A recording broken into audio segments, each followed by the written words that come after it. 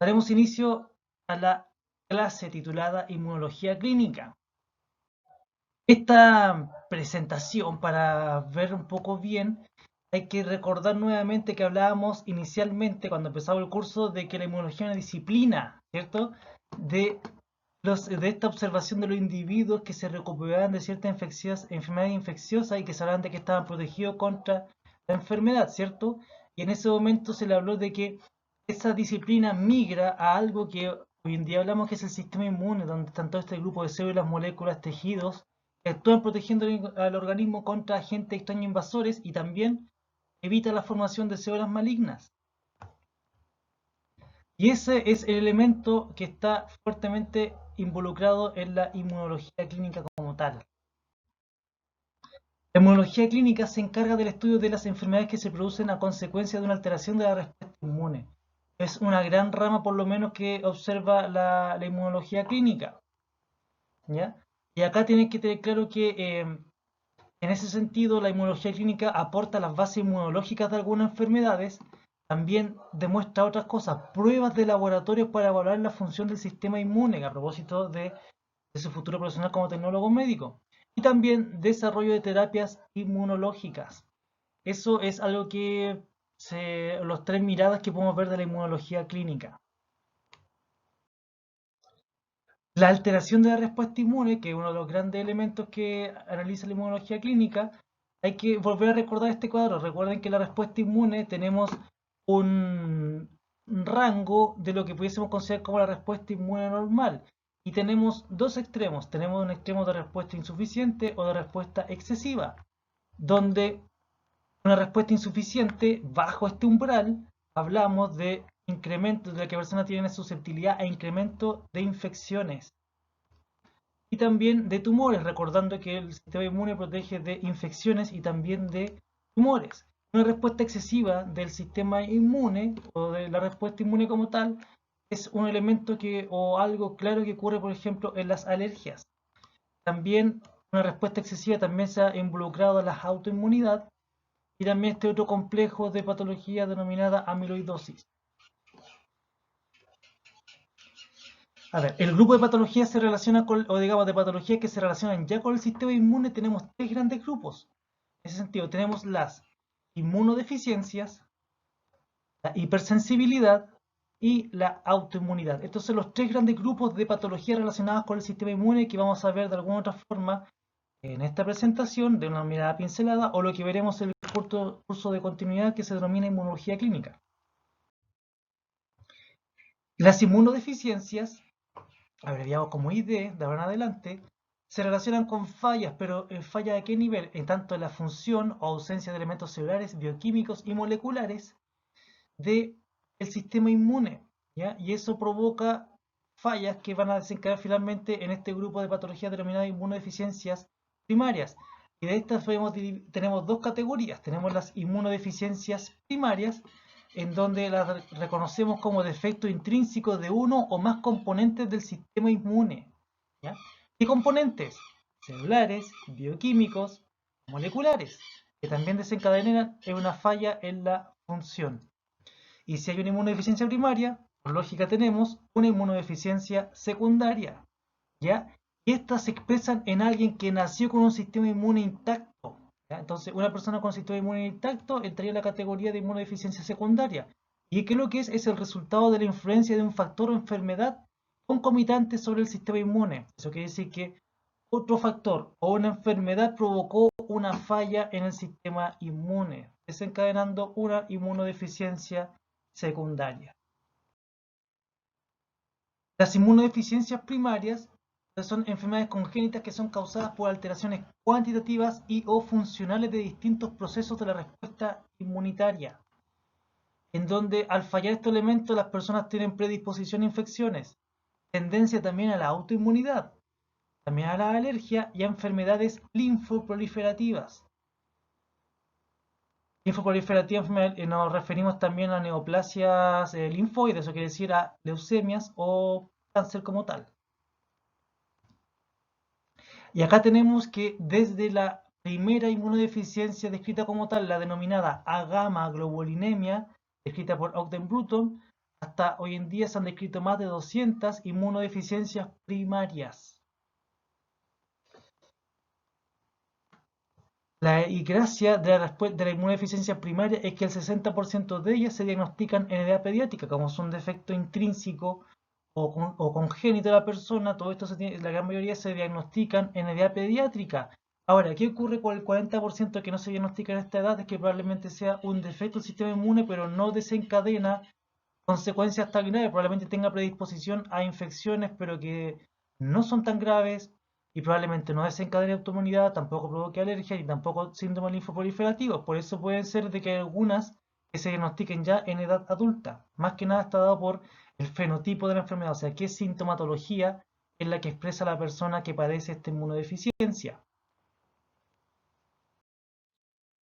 La inmunodeficiencia primaria, para poder sospechar de este cuadro, por ejemplo, digamos, en niños en edad pediátrica, se sospecha de inmunodeficiencia primaria si que existen algunos de estos elementos, por ejemplo, inicio precoz de infecciones graves. También infecciones oportunistas, inusuales y o persistentes. Infecciones recurrentes en que se haya descartado alteraciones anatómicas. Necesidad de uso de antibióticos endovenosos en forma repetida. Complicaciones con vacunas a microorganismos vivos, por ejemplo, la BCG, la polioral, la trivírica, varicela. Si es que son complicaciones, si tienen muchas complicaciones, también es sospecha de inmunodeficiencia primaria. Presencia de desórdenes autoinmunes y o neoplásicos. Historia de consanguinidad, historia de familiar sugerente de inmunodeficiencia primaria y muertes precoces sin causa clara. Y también compromiso del desarrollo pondoestatural y psicomotor sin causa evidente. Si es que más de alguno de estos elementos están en conjunto en una persona, se puede hacer sospecha, o digamos el clínico puede sospechar de la presencia de una inmunodeficiencia primaria. Las inmunodeficiencias primarias también tienen sus clasificaciones, ¿ya? Eso está asociado, por ejemplo, a la Unión Internacional de Sociedades Inmunológicas, también con el Comité de Clasificación de Inmunodeficiencias Primarias, o sea, esta es una subrama de esta unión, ¿ya? Y esta define 8 grandes grupos de inmunodeficiencias primarias. Por ejemplo, tenemos las denominadas inmunodeficiencias combinadas de células T y B. El ejemplo más claro de ello es la enfermedad de inmunodeficiencia combinada severa, abreviada como SCID. Tenemos otro que son inmunodeficiencias predominantes de anticuerpos. Acá tenemos algunos ejemplos como la deficiencia selectiva de IgA, la agamaglobulinemia ligada a X.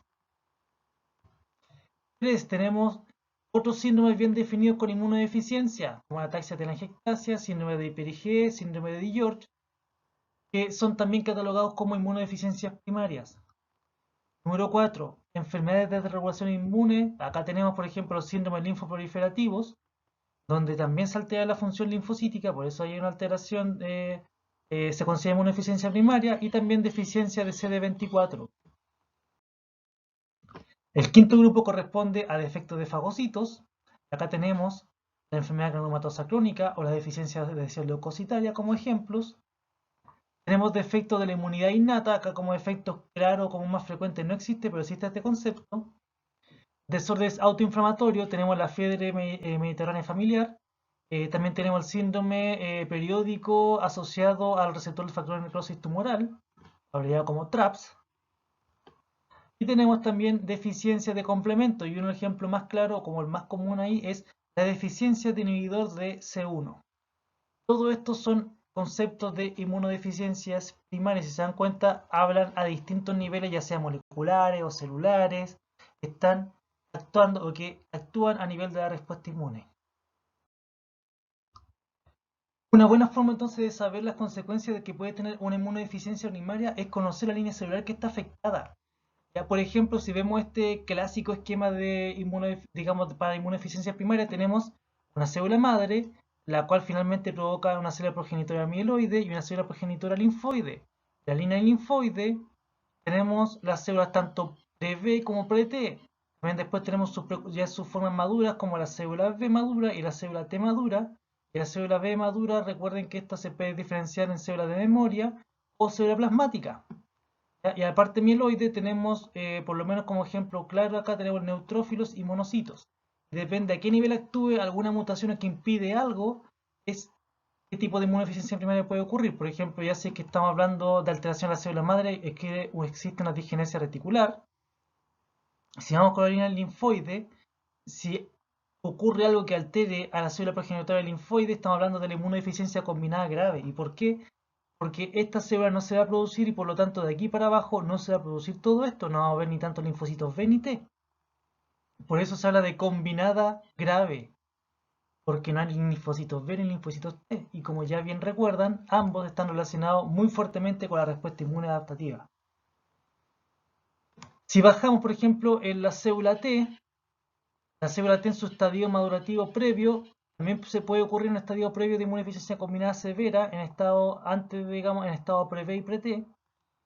Ahora, si ocurre, por ejemplo, alguna malformación o que impide la formación del timo, también hablamos del síndrome de George, que va a alterar todo lo que es la respuesta inmune adaptativa celular, dependiente del linfocito T. ¿Ya? También otros que afectan al linfocito T, por ejemplo, el síndrome del linfocito T desnudo, como otro ejemplo, la parte de línea B, si es que ocurre un efecto de maduración solo de la parte de la línea B, tenemos una agamaglobulinemia ligada a X, porque no vamos a tener formación de células plasmáticas. ¿Ya? Y tenemos otro estadio más avanzado, tenemos hipogamaglobulinemia, variable común, acá estamos hablando de hipogamaglobulinemia, donde hipo se refiere a poco. ¿Ya? A diferencia de A, que es sin. Acá estamos hablando de que no habría gamma globulinas en sangre y acá habría poca. Y también tenemos casos de deficiencia selectiva de inmunoglobulina en el caso de que se altere el cambio de clase después de la respuesta dependiente de T del linfocito B. En el caso del progenitor mieloide, si es que altera, por ejemplo, la línea de los neutrófilos, puede ocurrir una enfermedad granulomatosa crónica. O si es que altera tanto neutrófilos como monocitos, puede estar asociado también una deficiencia de adhesión de leucocitos. Por eso es importante a veces conocer bien cómo se diferencian y ver a qué nivel ocurre para ver y tener claro cómo va a ser este patrón de posibles manifestaciones clínicas o incluso de laboratorio en las personas con inmunodeficiencia primaria.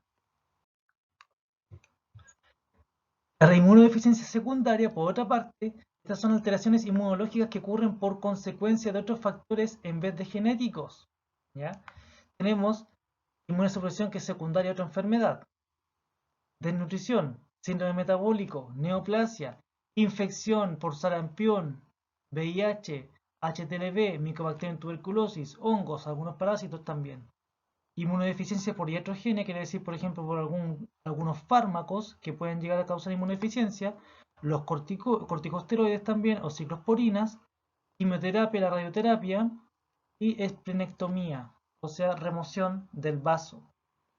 Son casos que puede ocurrir inmunodeficiencia secundaria, recordando que son personas que nacieron con su sistema inmune normal, pero algo externo o infección provocó esta consecuencia. Y aquí, por ejemplo, como comentábamos, que un ejemplo claro de inmunodeficiencia secundaria es el síndrome de inmunodeficiencia adquirida, causado por el virus de la inmunodeficiencia humana. Es una persona que tiene su sistema inmune normal, pero contagió con este virus y ese virus debilitó su sistema inmune y se manifestó en un síndrome de inmunodeficiencia adquirida. El siguiente grupo de patologías son las hipersensibilidad. La hipersensibilidad son reacciones inmunitarias que, o cómo las podemos contextualizar, las reacciones inmunitarias nos protegen contra patógenos, ¿cierto? Y también tenemos claro que esta respuesta inmune también puede causar daño a las células y tejidos del huésped. En la dualidad que hablamos de la respuesta inmune también tiene un potencial de ser bastante dañino. Lo que habla la respuesta de hipersensibilidad son respuestas inmunes innatas y o adaptativas demasiado vigorosas contra antígenos que producen poca o ninguna amenaza al huésped.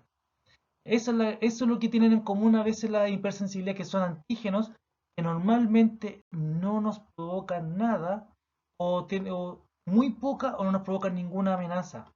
Y se produce una respuesta inmune bastante vigorosa contra esos antígenos. Eso es el concepto que habla de hipersensibilidad.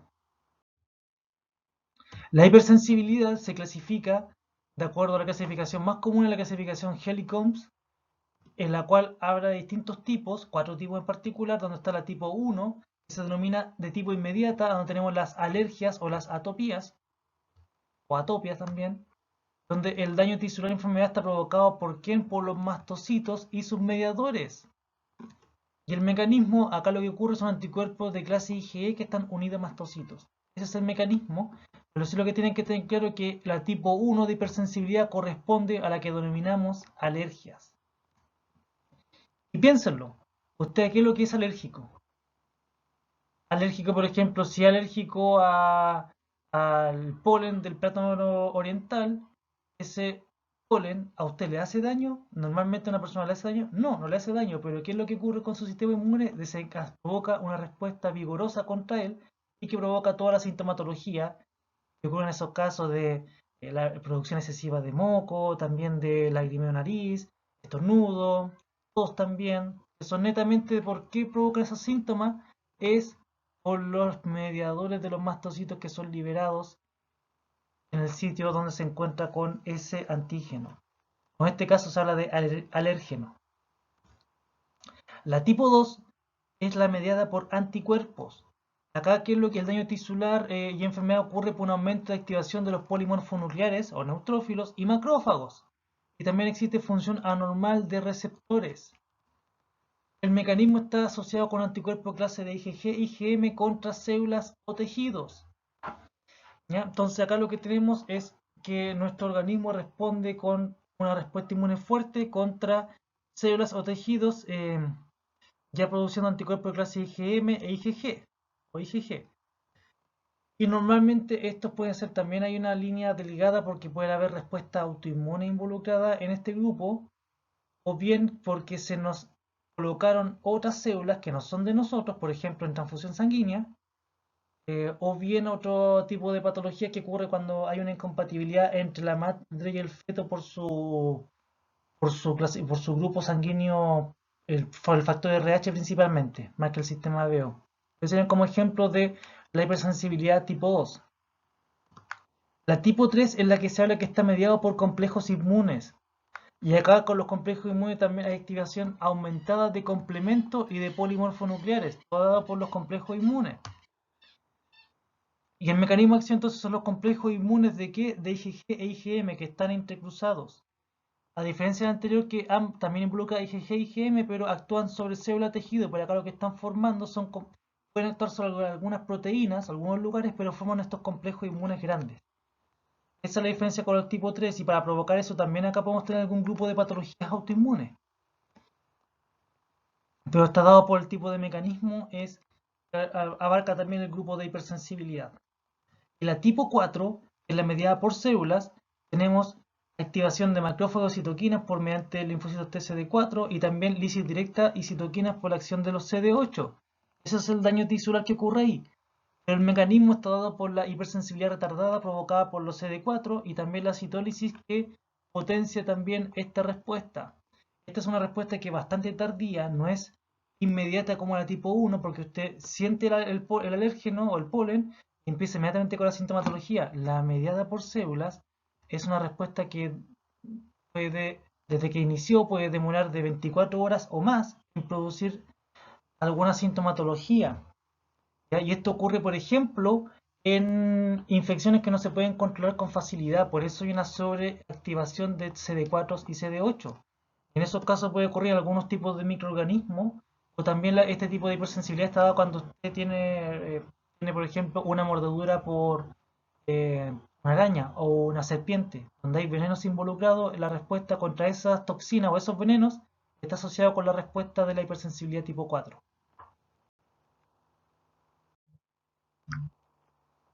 Otro grupo es la autoinmunidad.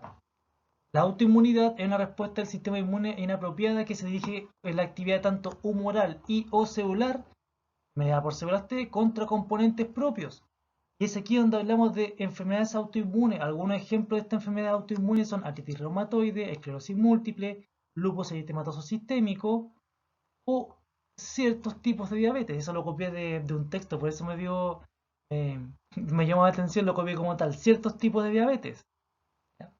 Recordando que hay una diabetes que está causada por un efecto autoinmune y esa es la diabetes juvenil principal, o más que juvenil, es la diabetes mellitus tipo 1, que es la autoinmune.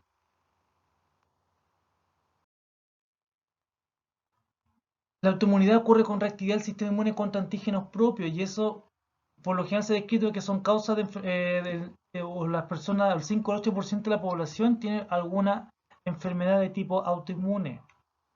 Acá lo que fallan son los mecanismos que normalmente mantienen la tolerancia a lo propio. Y por eso estos mecanismos como fallan, no es una falla súbita de un momento para otro, sino que son paulatinas estas fallas y eso por eso hace que estas enfermedades son crónicas y debilitantes. No es que falló el sistema inmune de un día para otro y empezó una enfermedad autoinmune, sino que fueron de a poco fue fallando estos mecanismos de tolerancia que vimos en la presentación pasada. Y recordando que acá entonces pueden haber tanto a nivel central y periféricos. ¿Ya? La tolerancia, recuerden que estamos a nivel central del órgano linfoide y periférico, ya cuando salió del órgano linfoide maduro es el linfocito. Y acá recuerden entonces que en la respuesta inmune, la autoinmunidad, eh, tenemos la respuesta inmune normal contra el microorganismo con la proliferación y diferenciación, pero si la tolerancia a lo propio con un antígeno normal, debiese, si es que lo reconoce, debiese haber anergia, ¿cierto? O debe ser de lesión o cambio de especificidad del receptor si es que hablamos del linfocito B. O regulación de este, es lo normalmente ocurre, pero si no ocurre alguno de estos procesos, o digamos, no puede ocurrir esta regulación y reacciona contra el antígeno propio, es lo que puede desencadenar finalmente a la producción de una enfermedad autoinmune. Generalmente la autoinmunidad puede ocurrir por algunos factores ambientales, por ejemplo, exposición ambiental, alguna zona geográfica, el clima, también algunos microorganismos pueden hacer tendencia a enfermedad autoinmune, también los estilos de vida favorecen esto, la dieta, la microflora en la mantención de la tolerancia. Si bien recuerdan, nosotros tenemos microflora comensal a nivel del intestino, también ellos tienen un rol bastante importante en lo que es la mantención de la tolerancia. Y también la infección es por liberación de antígenos secuestrados o por reactividad cruzada. Hay algunos antígenos que camuflan sus antígenos con los del organismo para poder invadir, pero en ese camuflaje de repente el sistema inmune tiende a cometer un error y reconoce ese antígeno que es muy parecido al de nosotros y después queda la inmunidad contra ese microorganismo y también contra los antígenos que están presentes en nuestro cuerpo, que sean propios. Los genes también están asociados, por ejemplo, asociación de algunos alelos del complejo de compatibilidad con enfermedades autoinmunes, se han asociado también, o también mutaciones en genes reguladores, como por ejemplo el factor de transcripción AIRE o en FOXP3. Recuerden que AIRE era el que estaba producida por la célula epitelial estímica para cuando ocurría la presentación de antígenos propios, y FOXP3 es el gen regulador maestro, digamos, o la factor de transcripción maestro para producir células T reguladoras, que son las que detienen la respuesta inmune. Las enfermedades autoinmunes las podemos catalogar como sistémicas, donde ocurre la respuesta inmune es contra antígenos de amplia diseminación en el organismo, donde ocurre formación de complejos inmunes. Y con formación de complejos inmunes, si es que recuerdan, era el mecanismo de la respuesta de hipersensibilidad tipo 3. Por eso les dije que la respuesta de hipersensibilidad tipo 3 también ocurren en algunas enfermedades autoinmunes que desencadenan ese tipo de respuesta. Y tenemos también la enfermedad autoinmune órgano-específica, donde la respuesta inmune es contra antígenos que tienen distribución tisular específica o restringida. Y la injuria va a ocurrir en el mismo tejido u órgano, no es de amplia diseminación como las sistémicas. Lo que sí se ha visto es que las mujeres son más susceptibles a este tipo de enfermedades. ¿Y cómo se da cuenta ese hecho? Por ejemplo, acá tenemos la proporción de personas con distintas enfermedades autoinmunitarias, relación mujeres-hombres. Por ejemplo, la tiroiditis Hashimoto, por cada 50 mujeres con esta patología hay un hombre. En el lupus eritematoso sistémico, por cada 9 mujeres con esta patología hay un hombre.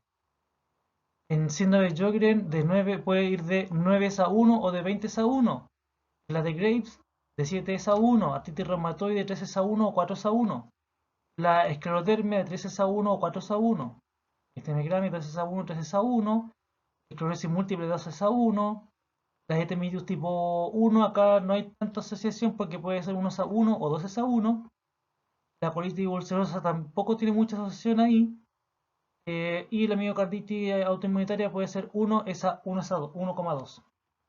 Entonces acá hay varios elementos y por lo menos la principal respuesta se habla de que tiene que haber un componente hormonal que medie o que hace que las mujeres sean más susceptibles a desarrollar este tipo de patología autoinmunitaria, y también considerando que las mujeres tienen una respuesta inmune mucho más vigorosa y fuerte que la de los hombres. ¿Y por qué? Porque eso está preparado fisiológicamente, porque tiene que en algún momento, por ejemplo en el embarazo, tiene que también, aparte de protegerse a sí mismo, tiene que proteger al ser que está gestando, que está produciéndose.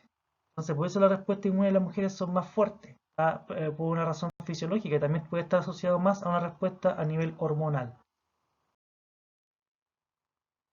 Como para pasar a la parte final, o como a la etapa final de esta presentación, vamos a ver pruebas de laboratorios que permiten evaluar al sistema inmune o la función del sistema inmune.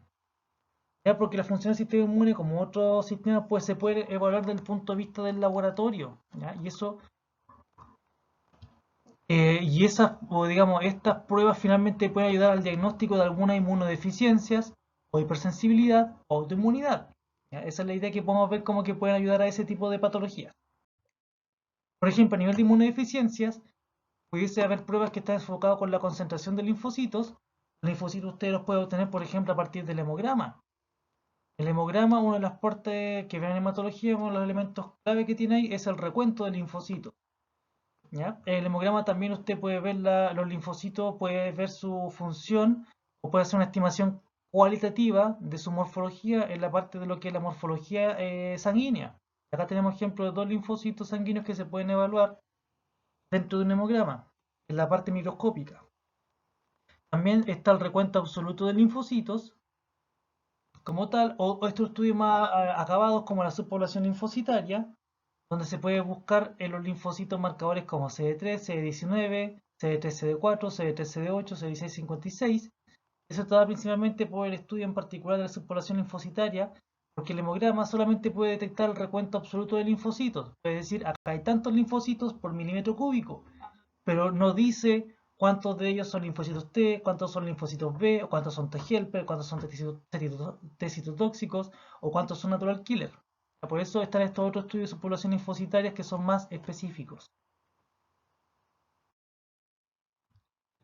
Otra forma para ver la función de los linfocitos B es determinar, de una forma simple, cuantificar las inmunoglobulinas, por lo menos las inmunoglobulinas que se cuantifican como tal, como panel básico, son las inmunoglobulinas G, A y M, las que más abundan en nuestro organismo. Esto se hace por técnicas nefelométricas, que acá por lo menos muestra como un esquema básico de la fuente de luz y con la distorsión y como estas inmunoglobulinas, al detectarla con este reactivo, que sería un anticuerpo anti-IgG o anti-IgA o anti-IgM humana, van a difractar la luz y van a llegar al detector, y eso va a ser proporcional a la concentración de las inmunoglobulinas presentes. También se puede evaluar la función del linfocito T, esto principalmente con la prueba con mitógenos. Por ejemplo, dos mitógenos utilizados en la fitohemaglutinina y la concanavalina A. ¿Y por qué? ¿Cuál es la gracia? Los mitógenos provocan, se lo pueden asociar por su nombre, que estos linfocitos entren en mitosis. Y entonces, una vez que los linfocitos se exponen a esto, entran en mitosis. Por ejemplo, la técnica más utilizada ahora es en base a fluorescencia.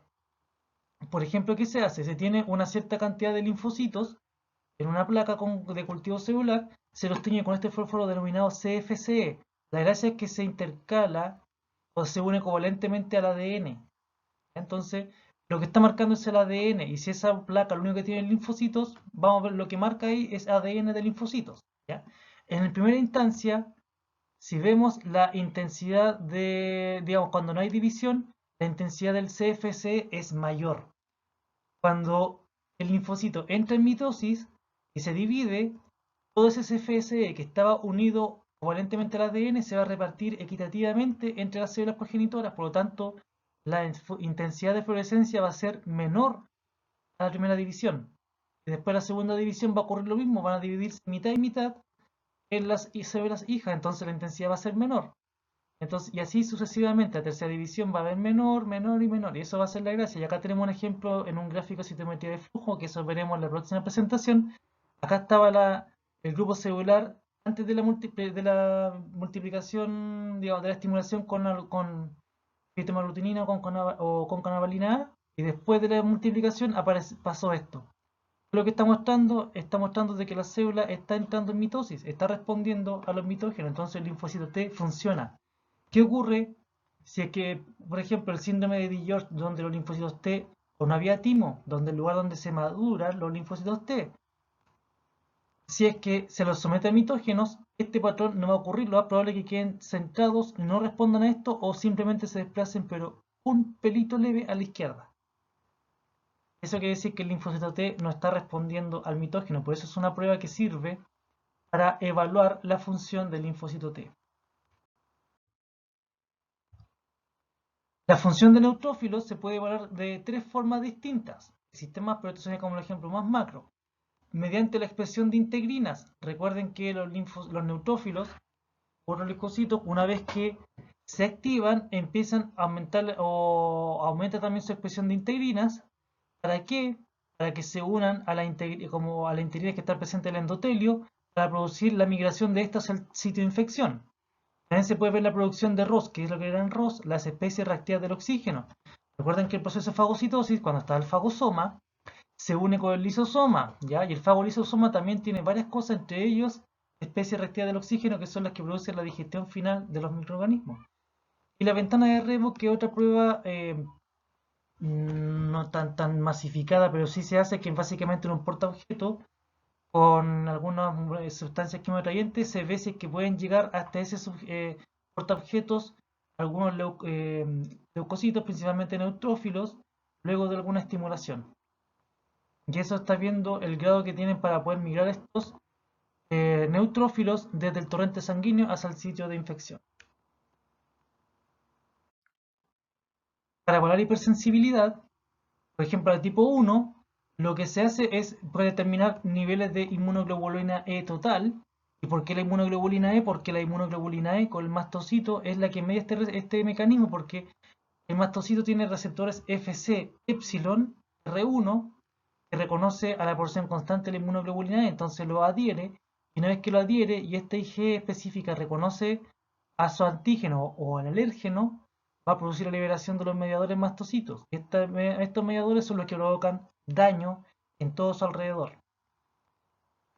Por eso la IgE es un elemento clave. Lo malo es que en nuestro medio la inmunoglobulina E también se eleva en algunas parasitosis, por eso no es específica. Por eso hay una prueba que se denomina detección de IgE específica, o sea, buscar IgE específica para algunos alérgenos, IgE específica para la caspa del perro, IgE específica para la caspa del gato, IgE específica para el polen o para, el polen del plátano oriental, del abedul, por ejemplo, de algunos ácaros.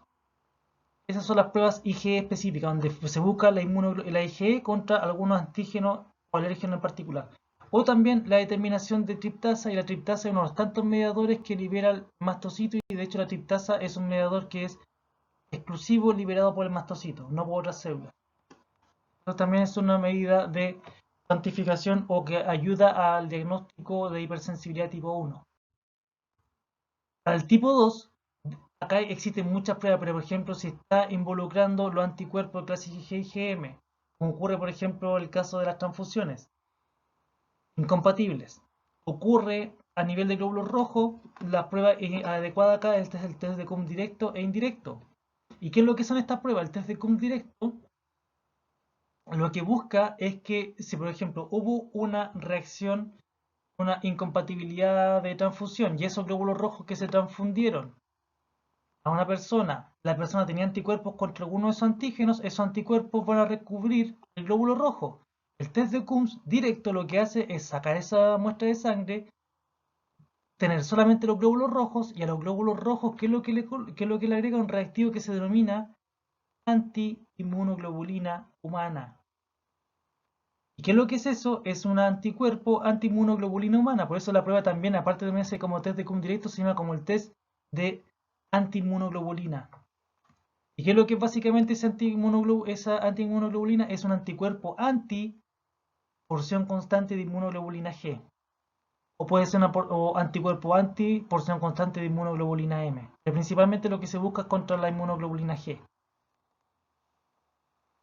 Y eso provoca la aglutinación de los glóbulos rojos, forma los puentes y la glutina, y se observa esa reacción, y por lo tanto se asume de que hubo una sensibilización, o sea que decir una reacción antígeno-anticuerpo en estos glóbulos rojos por esa incompatibilidad, digamos, esa transfusión incompatible. En cambio, el test de Coombs indirecto busca prevenir llegar a este cuadro de que ya se unieron los anticuerpos a la membrana de los glóbulos rojos transfundidos. ¿Eso qué es lo que es? Se presentan el suero de la persona a la cual se le va a transfundir, por ejemplo, y se le dan los glóbulos rojos que se le quieren transfundir, eso desde el punto de vista del laboratorio.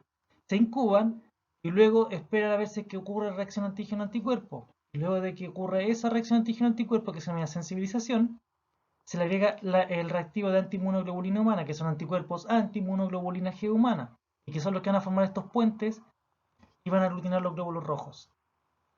Esa es la diferencia, por lo menos, entre la test de Coombs directo e indirecto, básicamente, y sería como las pruebas base para poder o ayudar en parte a la hipersensibilidad tipo 2, pero dependiente de que la reacción sea contra glóbulos rojos, porque si corresponde contra células del páncreas u otros, y hay otros elementos más específicos involucrados.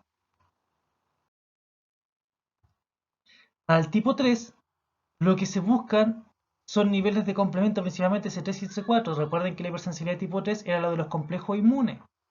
¿Qué ocurría cuando hay complejos inmunes? Los complejos inmunes, principalmente la IgM por sí sola, es una muy buena iniciadora ¿de qué? Del complemento, ¿ya? De la vía clásica del complemento. Recuerden que la vía clásica del complemento está asociada la, eh, con la presencia de anticuerpos. Si hay anticuerpos, ya sea inmunoglobulina M o bien dos inmunoglobulinas G cercanas, va a iniciar la cascada del complemento y la cascada del complemento va a terminar en la producción de la convertasa C3 o también la activación de C4. Entonces, por lo menos, los elementos clave o los niveles claves que se cuantifican para ver la actividad del complemento, niveles de C3 y C4. Como hay muchos complejos inmunes, que lo que es lógico que pase es que los niveles C3 y C4 disminuyan. ¿Y por qué disminuyen? No es porque falte su producción, sino que se están consumiendo. Hay exceso de complejos inmunes que están consumiendo la molécula de C3 y C4. Se están fomentando muchas más C-convertasas que están escindiendo a C3 o a C4, por lo tanto la molécula compleja que se cuantifica, completa que se cuantifica, ya no está. Por eso disminuyeron los niveles de C3 y C4. Otra forma también es determinar el factor reumatoide, que es un anticuerpo, puede ser clase IgG o IgM, que es un anticuerpo contra la porción constante de la inmunoglobulina G. A ese grupo de anticuerpos se le denomina factor reumatoide.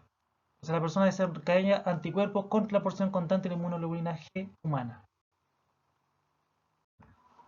Una forma para evaluar las pruebas o las enfermedades de autoinmunidad se pueden hacer, por ejemplo, con las pruebas de anticuerpos antinucleares, que es una prueba screening que busca, básicamente se hace por técnicas de inmunofluorescencia, que son las que se observan aquí, donde básicamente se busca en el suelo de las personas que demarquen núcleos o partes celulares de un grupo de células en particular que se hacen en el laboratorio.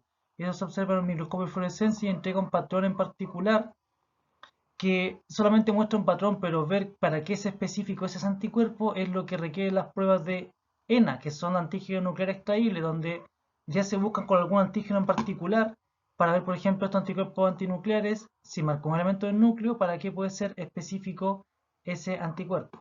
¿Ya? También están las pruebas de anticuerpos anti-ADN de doble hebra, que son los que se ven acá también por inmunofluorescencia, donde se utiliza ahora un protozoo para marcar el ADN de doble hebra, para ver si la persona tiene anticuerpos contra ADN de doble hebra, y también otro grupo de pruebas denominada anticuerpos contra eh, citoplasma de neutrófilo, que son las que estaría mostrando acá. Y son algunos ejemplos como que a grosso modo como más de screening en ese sentido de las pruebas de autoinmunidad, porque otras ya son más específicas para algún cuadro en particular, pero esto sería como algo mucho más genérico o abarca un gran grupo de patologías autoinmunes. Ahora ya con la parte final, que es ver terapia inmunológica, que es el tratamiento mediante el uso del elemento del sistema inmune. Eso se refiere con terapia inmunológica.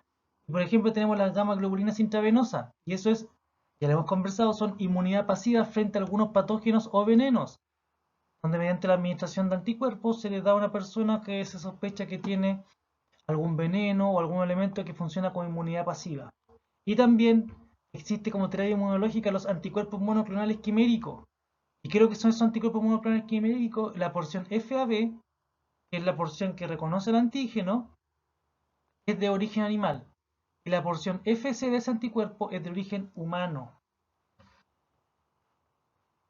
¿Y eso por qué? Porque la porción FAB, estos anticuerpos se producen en modelos animales. Entonces, la porción que va a reconocer un antígeno como tal proviene de un modelo animal, pero la porción FC, que es la porción constante, que es la que define la inmunoglobulina, tiene que ser humana, porque aparte de definir a las clases de inmunoglobulina, también define a la especie. Por ejemplo, si tuviese eh, al lado una inmunoglobulina G humana versus una inmunoglobulina G de conejo, y ambas reconocen el mismo antígeno, si ambas reconocen antígeno, ¿en qué difieren? Difieren es que ambas tienen la cadena gamma de que refiere a la clase G, ambas la tienen. ¿Qué difieren? En algunos epítopes moleculares que son específicos, por ejemplo, para el humano, y otros epítopes moleculares que son específicos para el conejo. Por eso, si se dieron cuenta, cuando hablaba de la presentación, hablaba de anticuerpos antiinmunoglobulina G humana. Y recalcaba ese punto, porque pueden existir anticuerpos antiinmunoglobulina G de caballo, antiinmunoglobulina G de conejo, de ratón, etcétera. Por eso son anticuerpos monoclonales. ¿Y para qué ocurre esto? Piensen lo siguiente, esto va a dar la especificidad, pero la porción humana, recuerden que la función efectora de los anticuerpos está dada por la porción constante.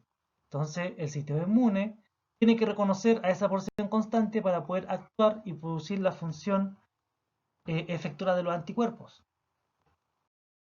Y aquí tenemos, por ejemplo, anticuerpos que han sido aprobados por la FDA y utilizados para el tratamiento del cáncer.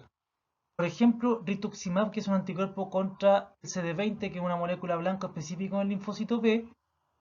La porción que reconoce el CD20 se fabricó en un ratón, ¿ya?